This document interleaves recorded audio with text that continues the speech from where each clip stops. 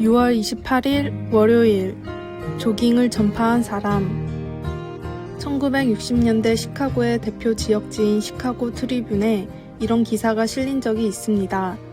요즘 들어 아침마다 달리기를 하는 사람이 늘어났다. 아주 이상한 취미다. 지금은 건강관리의 대명사가 된 조깅이지만 50년 전만 해도 사람들은 거리를 뛰어다니는 것을 아주 이상하게 생각했습니다. 조깅이라는 말조차 알려져 있지 않아서 건강을 위해 거리나 공원을 뛰는 사람들은 경찰에게 불신 검문까지 당했습니다. 그러다 나이키의 창업자인 빌 보어만이 뉴질랜드에서 운동 코치인 아서 리디아도를 만나 조깅에 대해서 알게 됩니다.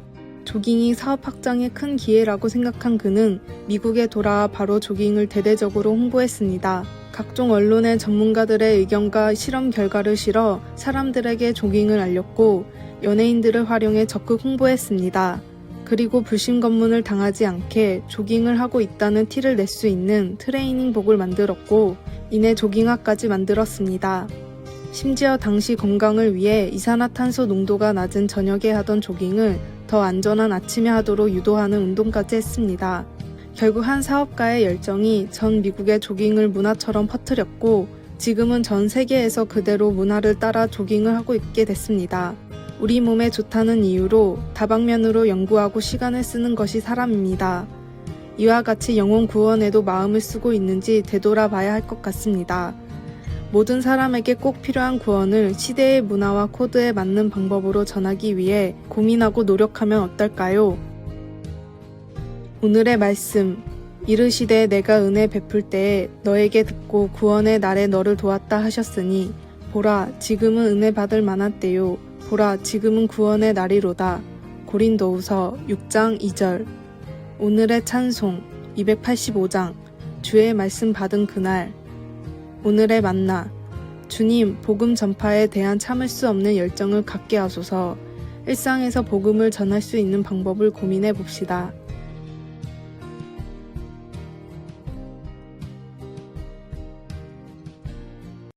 (6월 29일) 화요일 집 청소. 우리는 가끔씩 집안 분위기를 바꾸기 위해 대청소를 하고 가구의 배치를 바꾸기도 합니다. 어질러진 물건들을 그대로 새 방으로 옮길 수 없어 방을 옮기는 일은 생각보다 오래 걸리는 일입니다. 완전히 새롭고 정돈된 상태로 다시 시작하고 싶은 마음에 오랜 시간 동안 청소하고 정리정돈을 하고 나면 버리고 기부하고 재활용할 짐 보따리가 눈앞에 쌓입니다. 이렇게 힘든 과정의 결과 아름다운 방이 생겼고 그 방에서 지낼 것을 생각하니 마음이 들뜨게 됩니다. 방 청소를 하고 나서 메시지 성경의 베드로 전서 2장 1절 말씀을 읽어보십시오. 이 구절이 새로운 시각으로 다가옵니다. 그러므로 집을 청소하십시오. 악의와 이선, 시기와 악담을 말끔히 쓸어내십시오. 흥미롭게도 베드로는 그들이 주 안에서 사는 새로운 삶에 대한 기쁨을 고백한 후에 악습을 버리라고 권면합니다. 주님과 동행하면서 뭔가 혼란스럽다고 느끼거나 이웃을 향한 사랑이 이제 부담으로 느껴질 때 그것 때문에 구원을 의심해서는 안 됩니다. 우리는 구원받기 위해서가 아니라 구원받았기 때문에 우리 삶을 바꿔나가는 것입니다. 그리스도 안에서 얻은 새 삶이 아무리 생생하게 느껴진다 해도 몸에 밴 나쁜 습관들이 하룻밤 사이에 사라지는 것은 아닙니다. 그러므로 우리가 다른 사람들을 온전히 사랑하고 성장하지 못하도록 방해하는 모든 것들을 버리기 위해 우리는 매일 집 청소를 해야 합니다. 그렇게 할 때 우리는 그 새롭고 깨끗해진 공간에 비로소 그리스도가 주시는 능력과 생명으로 새롭게 세워지는 놀라운 일들을 경험할 수 있게 됩니다. 말씀. 그러므로 모든 악독과 모든 기만과 외식과 시기와 모든 비방하는 말을 버리고 베드로 전서 2장 1절.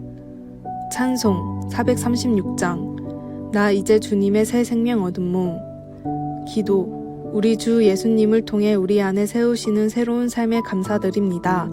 청결하고 새롭게 되기 위해 매일 주님을 바라보도록 도와주소서. 아멘.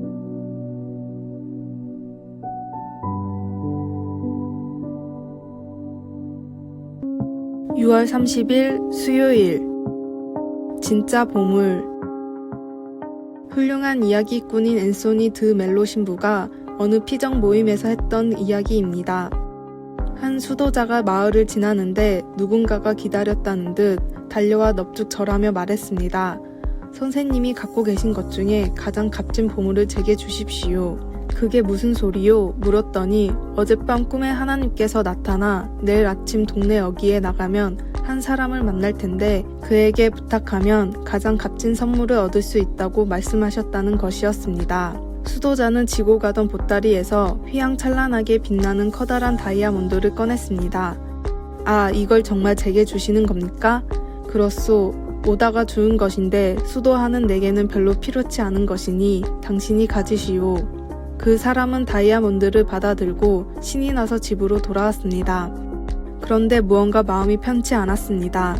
종일 생각에 잠겨 있다가 저녁 때에 다시 수도자를 찾아갔습니다. 다이아몬드를 되돌려주며 이렇게 말합니다. 다이아몬드는 제게 필요치 않을 것 같아요. 이것보다 이처럼 큰 다이아몬드를 선뜻 내줄 수 있는 그 부유한 마음을 제게 주세요. 수많은 사람들이 다이아몬드를 찾는 세상입니다. 그런데 무엇이 정말 값진 보물일까요? 우리는 성경에서 밭에 감춰진 보물 이야기를 듣습니다. 나의 모든 것을 팔아서 그 밭을 사는 인생인가요? 구하는 대로 주신다는 하나님 앞에 나는 무엇을 구하고 있습니까? 오늘의 말씀, 나와 같이 모든 일에 모든 사람을 기쁘게 하여 자신의 유익을 구하지 아니하고 많은 사람의 유익을 구하여 그들로 구원을 받게 하라. 고린도전서 10장 33절. 오늘의 찬송 368장. 주 예수여 우리를. 오늘의 만나. 주님, 그 어떤 것보다도 더욱 주님을 사랑하고 알아가게 하소서. 그 어떤 큰 복보다 주님을 더욱 바라며 사랑하십시오.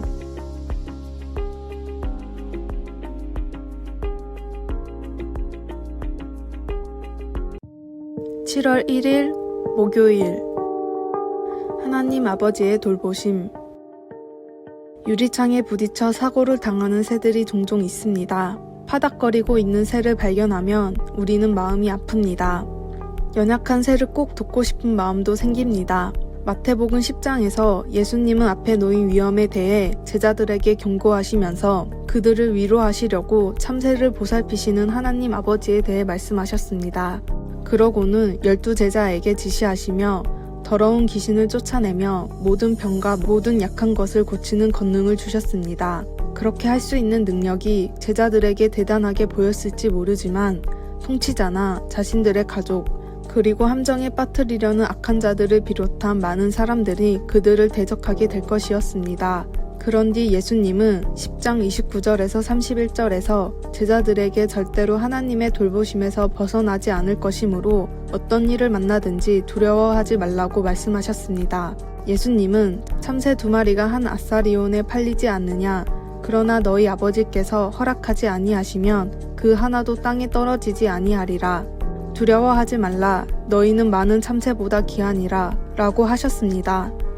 우리가 새를 생각하는 마음보다 하나님은 틀림없이 더 많이 생각하셨을 것입니다. 그런 하나님께서 당신과 나를 얼마나 많이 보살피고 계시는지 생각해 보십시오. 말씀. 참새 2마리가 한 아사리온에 팔리지 않느냐. 그러나 너희 아버지께서 허락하지 아니하시면 그 하나도 땅에 떨어지지 아니하리라. 마태복음 10장 29절.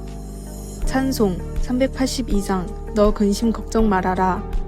기도. 사랑하는 하나님 아버지, 항상 저를 지키시고 보살펴 주시니 감사합니다. 아멘.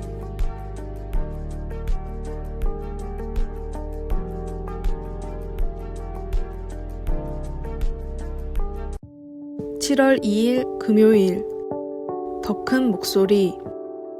그리스 신화에는 바다에서 선원들을 유혹하는 세이렌이라는 전설의 동물이 나옵니다. 얼굴은 아름다운 여자이지만 몸은 독수리인 세이렌은 폭풍과 치는 바다에서 감미로운 노래를 불러 선원들을 유혹해 바다에 빠져 죽게 만듭니다. 경보음을 알리는 사이렌의 유래도 이 세이렌에서 나왔습니다.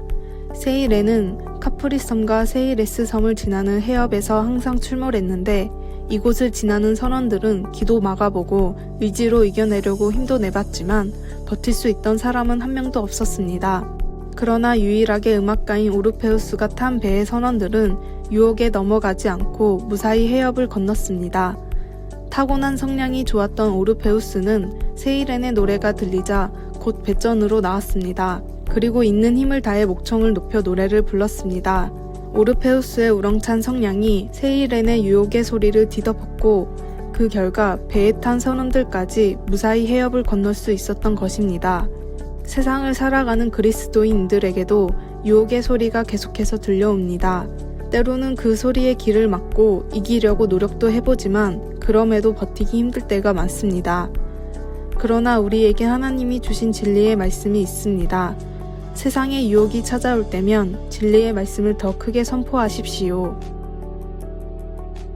오늘의 말씀, 예수께서 깨어 바람을 꾸짖으시며 바다더러 이르시되 잠잠하라 고요하라 하시니 바람이 그치고 아주 잔잔하여지더라. 마가복음 4장 39절. 오늘의 찬송 429장 세상 모든 풍파 너를 흔들어. 오늘의 만나, 주님 죄에 도망치지 않고 당당히 맞서 싸워 이길 능력을 주소서. 말씀을 선포하는 삶으로 세상의 유혹을 이깁시다. 아래의 빨간색 글자 구독을 누르시어 더 많은 전도의 열매를 맺으시기를 기도합니다.